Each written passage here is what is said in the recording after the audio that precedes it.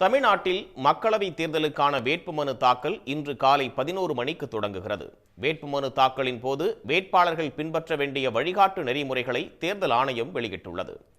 தமிழ்நாட்டில் நாடாளுமன்ற தேர்தலில் போட்டியிடுவதற்கான வேட்புமனு தாக்கல் இன்று தொடங்கி வரும் 27ஆம் தேதி வரை நடைபெறவுள்ளது. இதையொட்டி வேட்புமனு தாக்கலுக்கான விரிவான வழிகாட்டு நெறிமுறைகள் வெளியிடப்பட்டுள்ளது. வேட்பாளர்கள் வேட்புமனுக்களை மாவட்ட ஆட்சியர் அலுவலகங்கள், கோட்டாட்சியர் அலுவலகங்களில் தாக்கல் செய்யலாம். வேட்புமனு தாக்கல் செய்யும் போது வேட்பாளருடன் சேர்த்து 5 பேருக்கு மட்டுமே அனுமதி அளிக்கப்பட்டுள்ளது.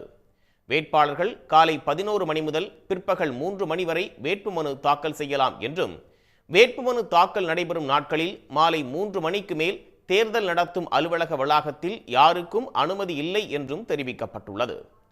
தேர்தல் நடத்தும் அலுவலரின் அலுவலகத்தில் இருந்து 100 மீட்டருக்குள் 2 வாகனங்களுக்கு மட்டுமே அனுமதி அளிக்கப்பட்டுள்ளது.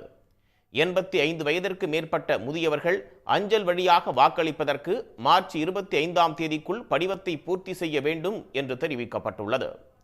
வடசென்னை தொகுதிக்கு பழைய வண்ணாரப்பேட்டை வட்டார துணை ஆணையாளர் அலுவலகத்திலும், தென் சென்னை தொகுதிக்கு அடையாறில் உள்ள தெற்கு வட்டார துணை ஆணையாளர் அலுவலகத்திலும், மத்திய சென்னை தொகுதிக்கு ஷெனாய் நகரில் உள்ள மத்திய வட்டார துணை ஆணையாளர் அலுவலகத்திலும் மனு தாக்கல் செய்யலாம். உடனுக்குடன் செய்திகளை தெரிந்து கொள்ள சன் நியூஸ் பெல் ஐகானை கிளிக் பண்ணுங்க.